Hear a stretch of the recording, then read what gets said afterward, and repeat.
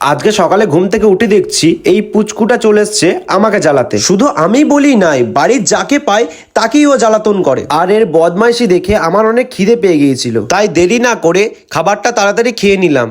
খাবার খেয়ে যাচ্ছিলাম একটু বাইরে দেখলাম কিছু বাচ্চা এখানে খেলছে, আর ওদের খেলা দেখে আমার ছোটবেলাকার কথা মনে পড়ে গেল। আর এখানে আমি আর আমার বন্ধুরা কিছুক্ষণ আড্ডা মারছিলাম। তো আড্ডা মেরে যাচ্ছিলাম বাড়িতে এসে দেখি মা বাবা রেডি হচ্ছে একটা অন্নপ্রাশন বাড়িতে খেতে যাবে বলে। আর সেটা শুনে আমিও তাড়াতাড়ি রেডি হয়ে গেলাম, আর মা আর আমি বেরিয়ে পড়লাম অন্নপ্রাশন বাড়িতে নিমন্ত্রণ খেতে। অন্নপ্রাশন বাড়িতে ঢুকেই দেখলাম এখানে প্রচুর ভিড় রয়েছে, তাই ভিড় না দেখে আমরা চলে গেলাম একদম ভিতরের দিকে। ভিতরে ঢুকে দেখলাম এখানে অনেক স্টল হয়েছে, আর ওখান থেকে আমরা একটা দই লস্যি নিয়ে নিলাম। আর এই গরমে আমরা দুজন এটাই খাচ্ছিলাম। আর খেতে খেতে আমার কিছু বন্ধুদের সাথে দেখা হয়ে যায়, তো ওদের সাথে কিছু সেলফি তুলে আমরা বসে যাই একদম খেতে। তো এবার খাওয়া দাওয়া কমপ্লিট করে বন্ধুদের সাথে কিছু সেলফি তুলে আজকে মিনি ব্লগটা এখানেই শেষ করলাম।